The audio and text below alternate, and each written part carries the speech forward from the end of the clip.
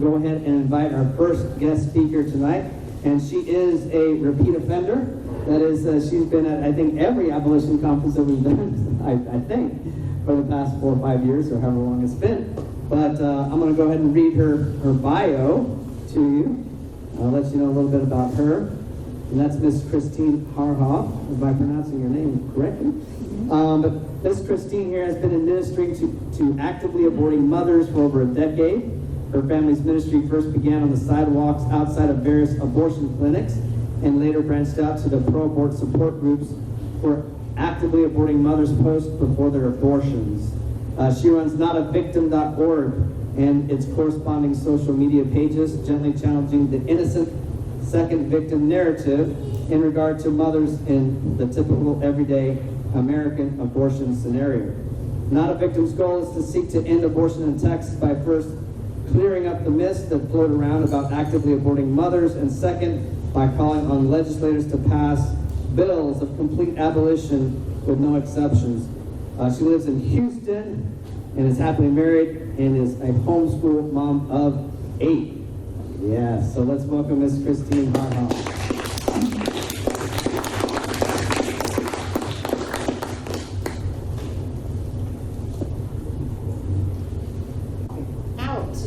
Good now?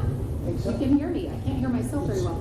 Not If you're loud in the enough. very, very back and you don't have one of these, you're going to have a really hard time following my talk because we're going to reference various pages in this brochure as we go through my talk here in the next 40 minutes. Also, I'm going to ask you to do one other thing, and that is don't read ahead. Let me talk you through it, and we'll go through it page by page, in addition to some PowerPoints that I'm going to use up above, if we can get them going. A little further out. I'm all about being heard. It's still popping. Still popping. More. I think it's probably Testing, testing, testing. Still bad? It is More out. it's low volume. Still low volume. Can't Low hear. volume. What can we do, Mr. Darrell? There we go. It just came on, didn't it? Now I can hear myself. Okay, I learned as a speech communications major, you have to be heard. So this is good. We are rolling now. So Darrell always gives me the fun stuff to talk about things that are so controversial that people just literally hate me for saying some of the things that we're going to talk about today. I'm sorry this is still popping. If I knew what to do, I would correct it. But the talk he gave me to do today is abortion abolished? We've had the overturn of Roe. And many Christians, many Republicans out there think that abortion was abolished with the overturn of Roe. And we're going to talk about that. If you'll go to the very first page of your brochure, just stay there with me, if you don't mind. I have been talking to over 70 legislators, probably more like 75, between the states of Texas and Oklahoma. And I've been meeting with them and sitting down to talk about the necessity of abolishing abortion now that we are past the obstacle of Roe. Now I'm clear with them, we didn't have to wait for the overturn of Roe to abolish abortion, and we certainly shouldn't have waited to do that as a state. But this is where we're at now, and this was their excuse, over all the years is, oh, but what about Roe? We can't abolish abortion because of Roe. And so now we're talking to them and we're saying, hey, Roe is out of the way. We no longer have that as our excuse. So are we going to abolish abortion finally as the state of Texas? And yet many of those legislators look at me and they say, what do you mean abortion isn't abolished? We have a trigger law in the state of Texas, and that's when I take them into my brochure. And I tell them, we are post-Roe, praise the Lord, and we have a trigger law. And yet I personally, as a woman in Texas, could still abort my baby, and I will get away with it legally. And then I have them flip over to the back. If you're in the very back, it looks like that on the back of your brochure, and I tell them every single baby who could have been aborted prior to the overturn of Roe can still be aborted post-Roe. Every single baby. It's simple. matter of switching. Are we going to switch? We always do this every year at the conference. We switch to a mic. Oops, okay. Every single baby, every single little boy or girl. Is that on? Testing, testing. Testing, testing. Do we have a dead mic? You got it on? Better? Is that better? Not popping as much? Yes. So every single baby who could have been aborted prior to the overturn of Roe can still be aborted post-Roe, is what I've been telling your legislators. It's simply a matter of changing the abortionist, the location, and the abortion method. And your legislators say, educate me, I don't get this at all. And I say, gladly. So if you'll open your brochure to the page that says at the top, we as women can still abort our babies.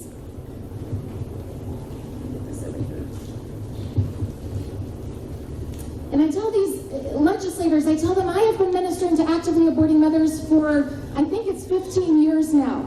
And I know these mothers like I know my own children. I know how they think and I know the things that they do. When a mother is thinking about aborting her baby, she often will go into what's called a pre-abort support group prior to her abortion. And she'll post questions in there about her abortion. Questions like, should I tell my boyfriend I'm pregnant if I'm just going to kill it? Questions like, should I choose the pills or the vacuum? Or perhaps a woman is pregnant with multiples, and so she'll post in one of these groups and she'll say, you know, can I kill just one? Or can I kill just two of my triplets? These are the things that we're getting all the time in these pre-abort support groups. Since the overturn of Roe, what the mothers are posting are things like this. I'm from Texas. I need an abortion. What do I do? Help. And you'll notice in that middle screenshot, highlighted in black there, is the moderator of one of the busiest abortion groups that I am in. And she is a physician who performs abortions. Now, she doesn't call herself an abortionist because that's the Republican term, and they feel like it's derogatory. She's a physician who performs abortions. And what does she counsel the women? She says, girls, you don't have to worry about a thing. You can still abort your babies. How? She says if you're in a trigger ban state, abortion bans at this time generally have carve-outs to make sure that you as the pregnant person never get prosecuted. Now, why is she using that word pregnant person? Anyone know? Yes. If you've heard one of my talks before, you know we're now dealing with aborting men. These are biological females who are finding themselves pregnant via typical fornication, and the pregnancy is outing them as a female, and they don't like it. So they're killing their babies to save face, to preserve the male persona that they're putting on. But the abortionist in this group says, you don't have to worry about it if you're in a trigger ban state because of the carve-out in the law. And so they counsel the mothers to switch to doing it themselves at home, doing it themselves by pill. And they're even counseling the mothers, as you'll see in the middle there, and at the bottom, in the screenshot at the bottom highlighted in yellow, they're counseling the mothers to stock up on the abortion pills, effectively pre-planning their abortions in the future. Now, when we had the overturn of Roe, there was a big website that developed, and it was a branch from the Shout Your Abortion movement. How many of you have heard of the Shout Your Abortion movement? Everybody should know about that because they're all shouting their abortions. It's very attention-grabbing.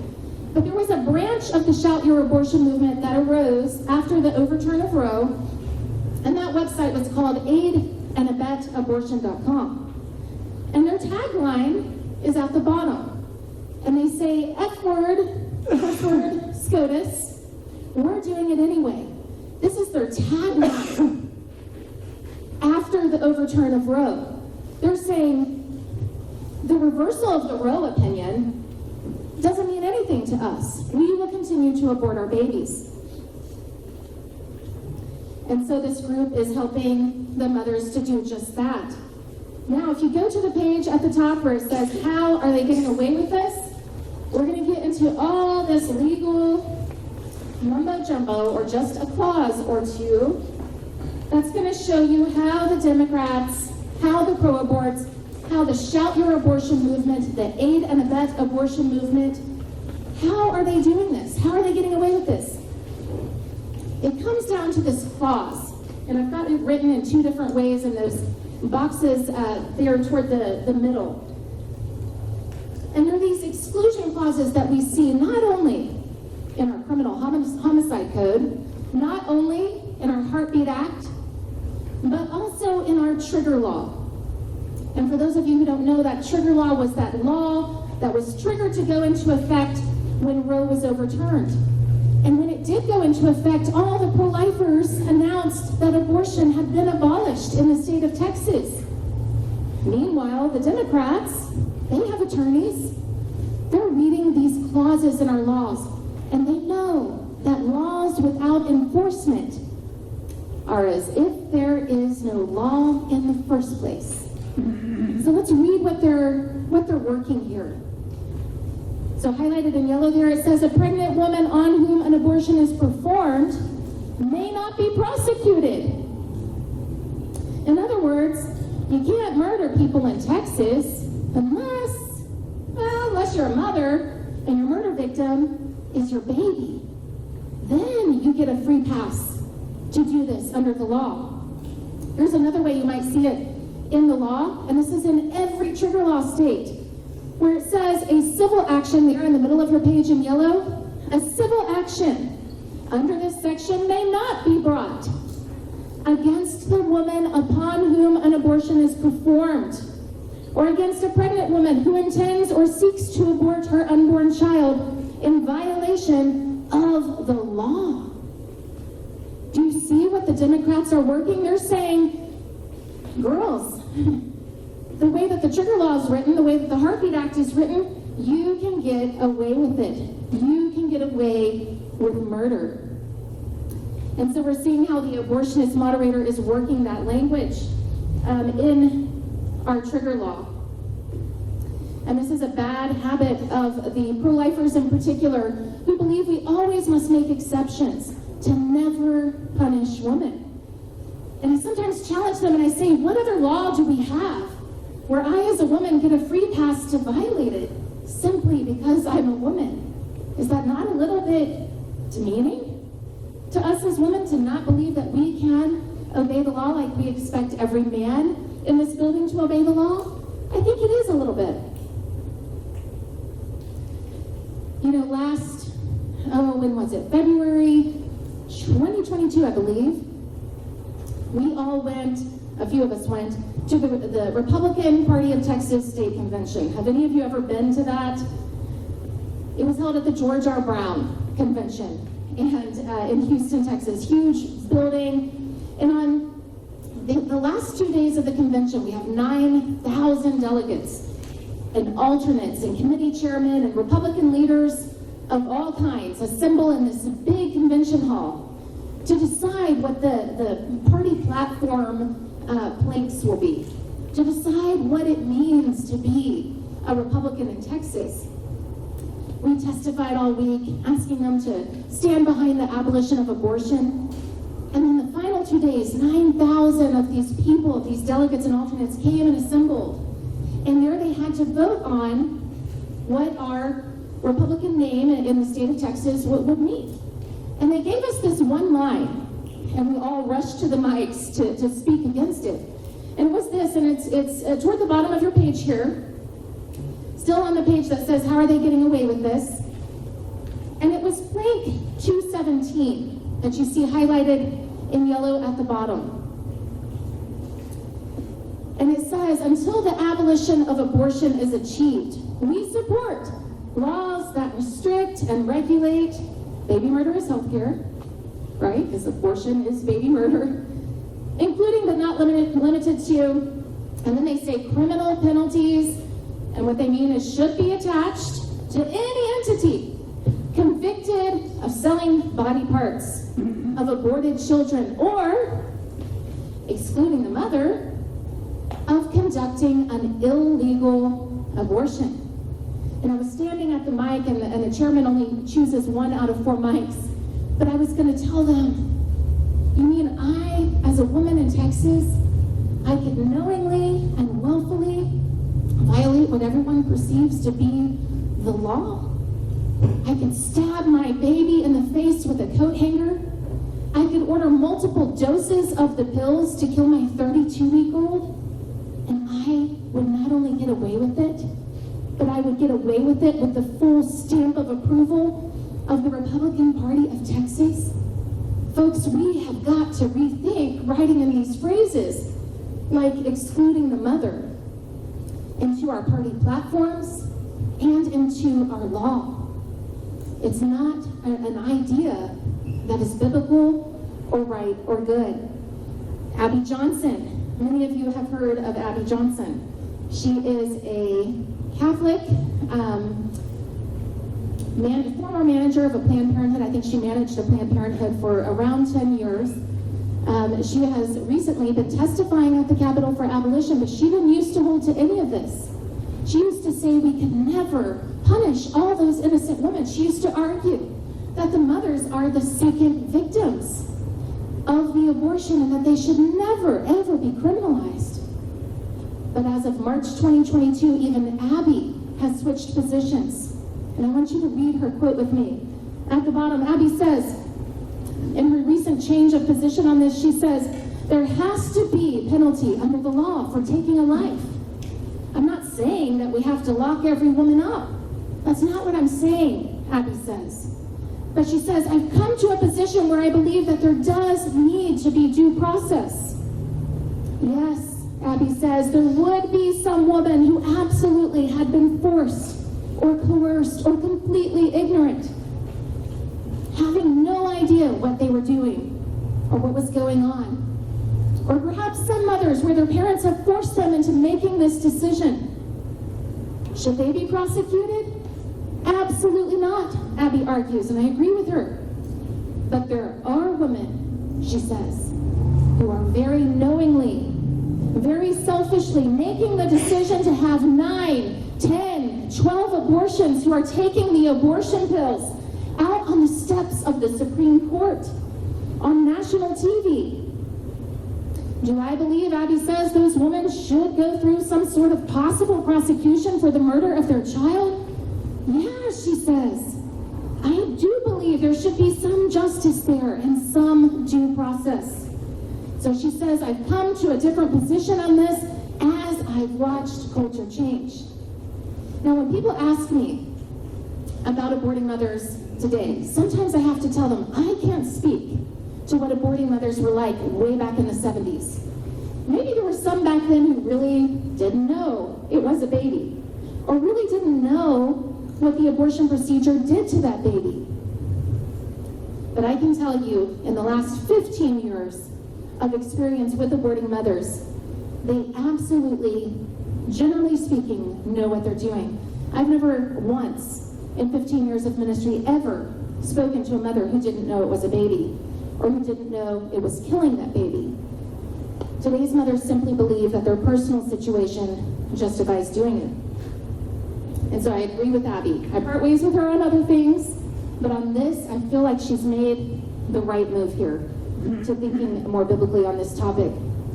So, after the overturn of Roe, we had the Shout Your Abortion page, and they branched off with aidandabedabortion.com, saying we will aid and abet abortion for any mother who would have wanted it prior to the overturning of Roe. And they put together this website. And on the homepage of this website, it says, the Supreme Court has overturned Roe v. Wade. Praise the Lord. Of course, they don't say praise the Lord. I say praise the Lord. They say abortion will soon be banned in half of the United States. Oh, how I wish it were so. But here's why it isn't. They say on their site, the good news is courts cannot stop safe abortions from happening, especially now that we have abortion pills. They have another section on their site that says, this court can't stop abortion pills. We have the internet. And we are doing it anyway. They say over and over again, and now they're advertising just how easy and how cheap the women can access the pills online. They're doing posters, memes, more posters that they're hanging up on the public street and posting on social media, saying we will fund abortions, we will keep our clinics, we will share abortion pill info, and we will never stop. They chanted in the streets, aidandabedabortion.com. They even set up a lemonade stand outside of the Supreme Court, passing out free lemonade and also information on how anybody can access the abortion pills and have a do-it-yourself abortion at home. They changed this popular sign graphic to say, instead of what it used to say, now they say, in this house we believe, curse word, the Supreme Court, we are having abortions forever, they say. They will never stop us. Seriously, curse word, these dorks share abortionpill.info. They think we'll never stop them because they don't think we're ever going to take out these exclusion clauses. They think we're too cowardly to ever hold women accountable under the law like we hold men accountable under the law. They're suggesting, airplanes flying banners. I don't know if this was a real airplane or if somebody made this graphic. It says shareabortionpill.info. They have abortion pills forever on the flag. They're really pushing this idea that abortion access is a community responsibility. And they say here are some ways, you can help increase abortion access in post-Roe America. And then we get our favorite abortion cake lady. This lady makes abortion cakes. She's a baker. And she has this big following, and so she's using her cakes to advertise the abortion pills. In other words, this is a big effort on their end to keep abortion alive and well in trigger law states such as Texas and about 14 other states. They don't even care if it's legal or not. They say we will get the pills anyway. We will aid and abet abortion. They even have comic strips that they're passing out. This one says Tracy has an at-home abortion. Aha! I want an abortion, Tracy says. And then she goes through her abortion and lives her life, is in the final comic strip. Just gross and graphic and nasty stuff, right? That's being allowed by that highlighted part in yellow in our trigger law. This is their tagline. It's everywhere. They put this on memes everywhere, encouraging each other to kill. They're encouraging each other to get to advertise on abortion pill trucks with the QR code on the back that goes most likely to plancpills.org, on buildings, and of course we're now seeing way more than we ever used to that loud and proud shout your abortion spirit, where we're seeing these women, have their abortions, take the abortion pills on the steps of the Supreme Court, as they encourage other women, such as in states like Texas, to do the same unashamedly. I've even seen this, and I saw a picture of this where it wasn't just an idea, it was actually being implemented, where they had the abortion pills in a vending machine in a ladies' restroom, I believe is where I saw it, just for the women to put in their money and to pop out their abortion pills. It's that bad, guys. And the Democrats and the pro-aborts and the Shout Your Abortion movement and the Aid and Abet abortion movement are stomping all over our trigger law, all over our criminal homicide code, because we're leaving in these exclusions for women, for me as a woman, to be able to violate the law without fear of prosecution. And it's that phrase right there, a pregnant woman on whom an abortion is performed may not be prosecuted, and they're just running with it. So what is happening in Texas post-Roe is it looks like this. Most of our clinics have shut down. Praise the Lord for that. I know Daryl's still dealing with a few that are still open around here. They're likely just doing referrals to this stuff online. But the Mother's Post all the time from trigger law states asking, how can I abort my baby in the state of Texas? The top one says, I need an abortion, but I live in Texas. Pregnant in Texas, need an abortion. Hey, I'm pregnant and in Texas, and I don't know what to do. And on and on and on. We have the mothers posting in these groups, asking, and they're quickly directed, just go order the pills online. If you'll go to the page in your handout that has, and the mothers are doing just that at the top. I've been showing the legislators as I've been sitting down with, like I said, over 70 of them recently, or their staffers, and I've been showing them in the screenshot on the left that's highlighted in yellow. Do you see how she says, you can get the pills even if it's illegal in your state? Do you see how they know what they're doing is illegal? But they're doing it anyway. Because it goes right back to that idea of laws without enforcement are as if there is no law in the first place. For half the state of Texas, all Texas women. On the right, I had to put a screenshot in there to wake your legislators up because there tends to be sort of a relaxed spirit now that we are post-Roe. Everyone thinks we got rid of our nasty abortion clinics. We got rid of the big, bad surgical abortions. We got rid of those nasty DMEs, right, where they dismember the baby alive and then reassemble the baby outside on a platter to make sure that they got everything. We got rid of all that gory stuff. It's just the pills. It's not great. But it's the pills. And I'm afraid that because we're all used to the methodology of pill taking, we take pills for a headache, or we take supplements, and I'm afraid because we're comfortable with that methodology that we've lost our fear of the Lord on the issue of the sixth command. God has said we shall not murder. And even though many of these abortions, they usually happen to babies under 10 weeks. Do we have a fear of the Lord? Do we fight for those tiny babies like we fight for those 24-week-olds that used to be dismembered by DME? We should. Our consciences should be sensitized to God's law on this issue. But Ephesians 5:11 says, take no part in the unfruitful works of darkness, but instead expose them. And so I'm exposing how graphic and gory these pill abortions can get for these mothers at home so your legislators can stop it. On the right-hand side, what I'm showing them is how the mothers can sometimes see their baby's little eyes and arms and legs as they're aborting at home. Many mothers flush their dead children into our sewage system, but others are now choosing to bury their little children, their little boys and girls. Some will bury their babies under plants or rose bushes. Still others have special killing ceremonies as they abort. It's so weird, it's such an upside down way of thinking to have a special little memorial ceremony and then to poison your baby to death, pre-planning that burial in the backyard. But this is what we're dealing with in these pre-abort groups.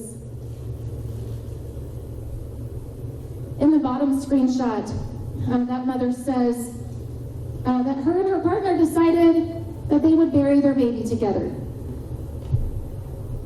They also got a burial box, and one of the reasons that the mothers are having to get burial boxes is because some of them are ordering multiple doses of the pills to kill even bigger babies at home, effectively doing a late-term abortion at home. And so they use burial boxes afterwards. This is what we're dealing with, guys, in the pre-abort support groups, post-Roe. So if you flip to this page called With All Due Respect to Our Party. And I was passing this out to Republican legislators, so that's the party I'm referencing here. I say perhaps it's time to rethink our habit of writing in these exclusion clauses for women to be able to violate the law without fear of punishment. And I tell them, what is the answer? What is the answer to all this yuck, yuck, yuck that we're viewing here? And I tell them the answer is abolishing abolishing abortion via equal protection legislation. And if you've attended a conference like this before, you might have heard what equal protection legislation is. It's so simple. You know, over the past few decades, we've had legislators and they've been coming up with all sorts of ideas for bills, right? Some wanted to move the 24-week age limit to 20 weeks. Some wanted to expand our hallways in the abortion clinics, making them wider for gurneys to get in. And this is the type of legislation we get, right? I tell them it doesn't require creative bill writing. Equal protection legislation just simply takes the same laws that protect you and me from being murdered and simply extends that protection to covering all Texans, regardless of age, size, or location in the womb. Equal protection is biblical. Equal protection is loving our neighbors, our preborn neighbors, as ourselves. And so we've been pleading with these legislators to give us a bill just like that. But you know, when we present this idea of equal protection, just treating the preborn like we treat everybody else under the law, they usually have been giving me this session so far 2 objections, 2 common objections that we hear over and over and over. And the first objection is, we don't have to enforce the law for women. We can just go after the pills. And we've seen that mentality lately with the judges, and they're, you know, one's ruling for the pills, one's ruling against the pills, and that battle going on. But that's an idea that your legislators have as well, that we can just target the pills. Now, I am going to address the pill argument really quick via one quick handout. The problem is it has a graphic image on the back of a late-term abortion that a mother did at home via the pills. It is not a bloody and dismembered baby, but it does look like a stillborn child. If you would like one of those handouts, I'm going to talk you through it now. My husband's going to quickly pass those out, but I wanted to be careful. I know some of you brought your children. We want to be respectful of where you're at in this conversation with your kiddos. So if you would like one, I'm going to be talking you through it. Please raise your hand.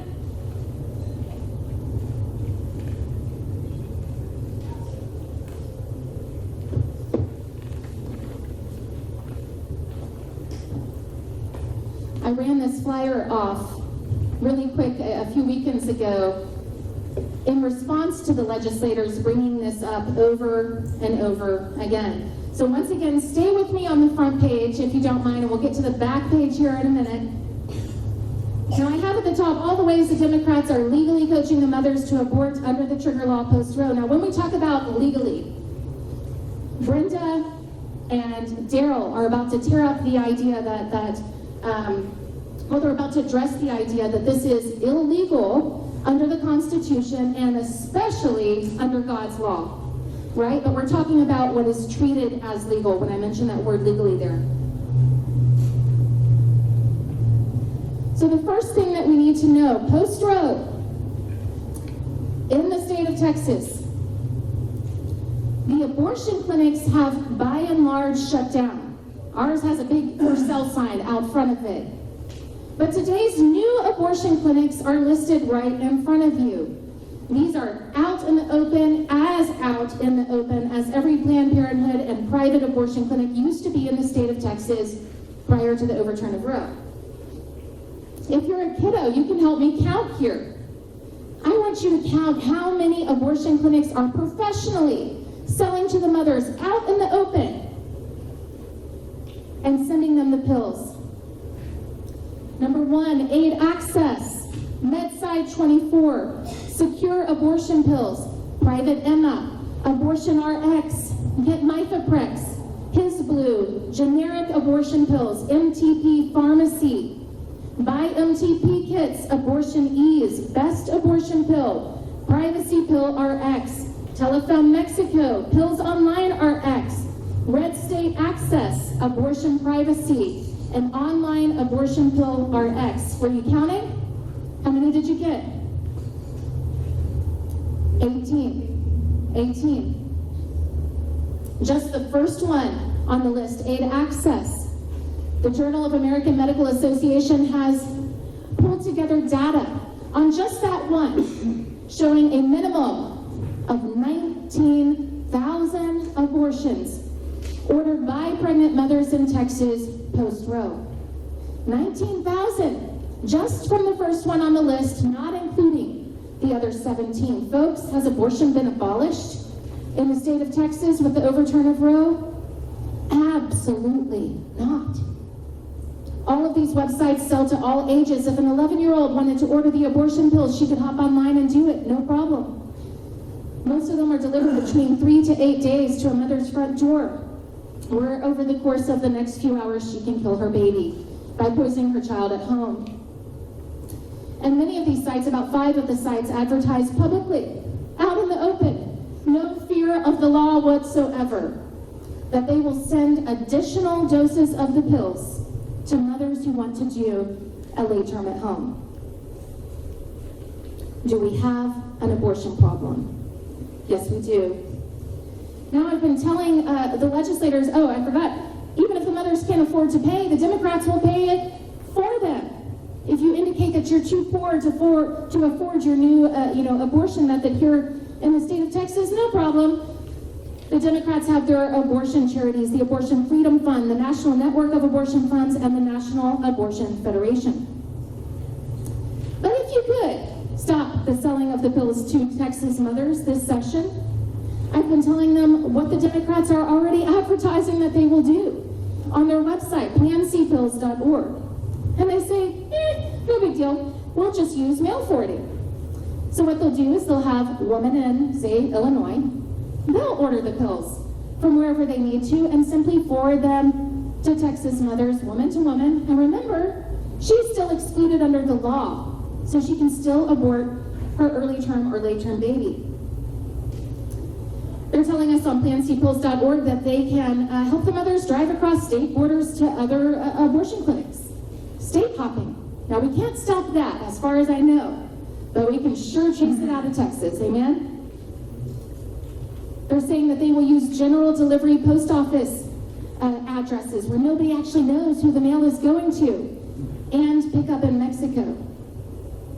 But I've been telling the legislators, let's say this whole judge thing winds up at the Supreme Court, and let's say they really shut down the pills, which is going to be hard to do, by the way, because several of these providers on that list of 18 aren't even in the U.S. They're international providers. So how are we going to enforce that with them? The problem is we're not saying you can't murder people with enforcement for everybody. What they're trying to do is stop one of the methods. It's like trying to stop homicide by criminalizing guns. Murderers will always find a way until we stop the act of preborn murder. But even if we could stop all the pills and we could just shut her down, the mothers in the groups are still counseling one another to abort, and look at the bottom of your front page there, to abort via herbal abortions, using herbal teas, supplements to induce what they would call a miscarriage, which is offensive to me.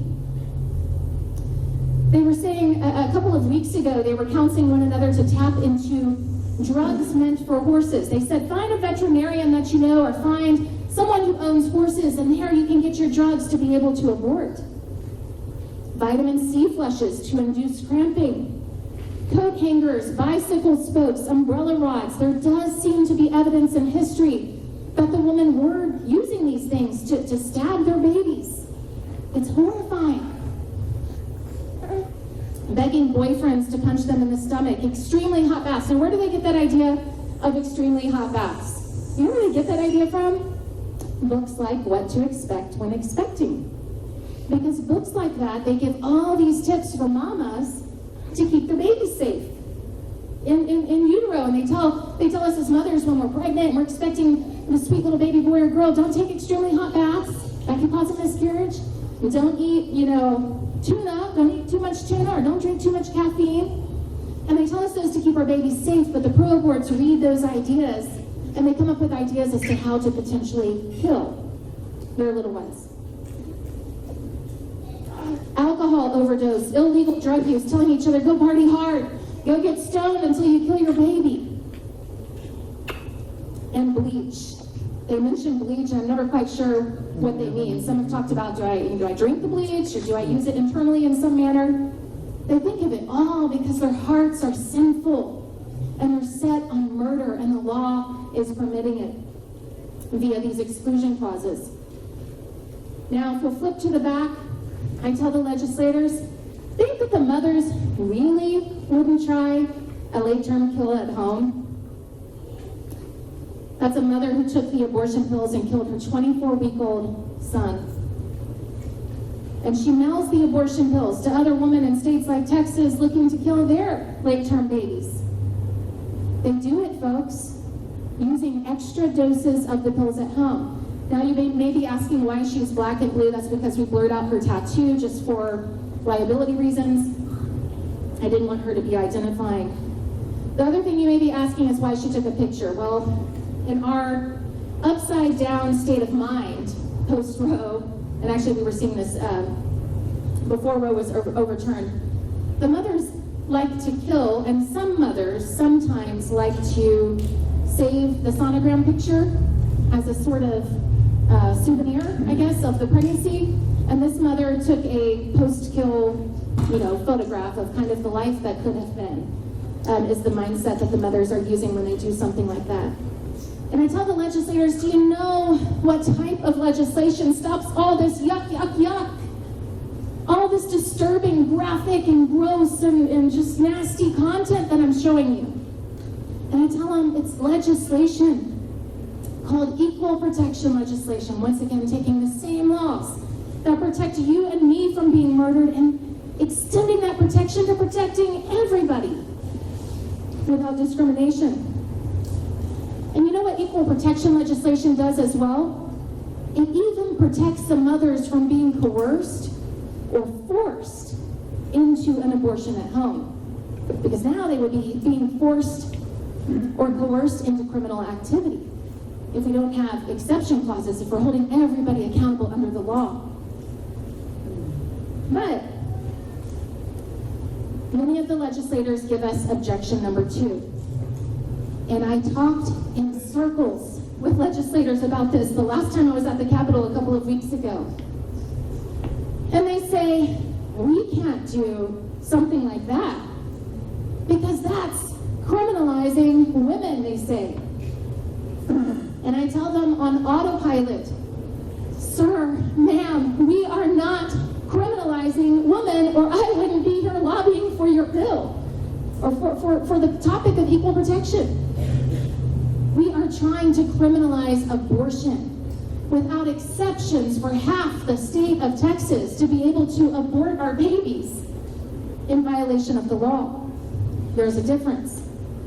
And they say, oh, but that is too mean-spirited and hateful to women, they say.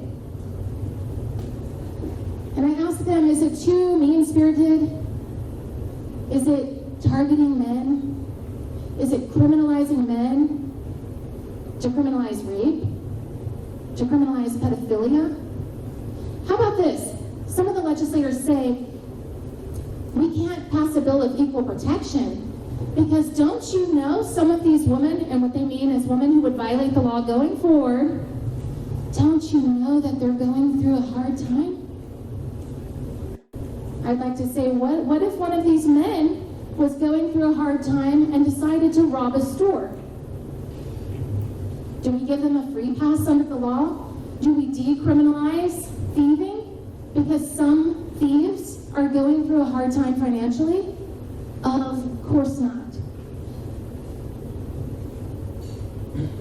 If we want to fill up our good gospel-based pregnancy centers, criminalize abortion without exceptions for women.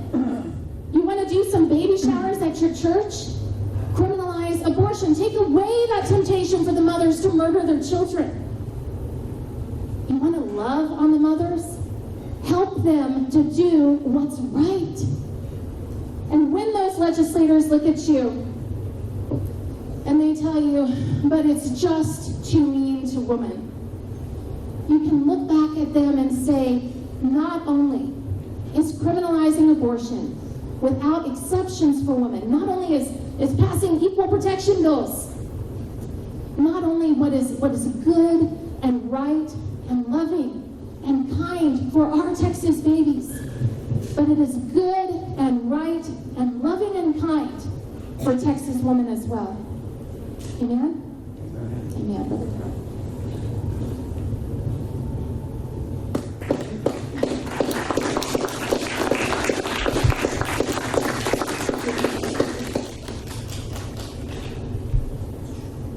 All right.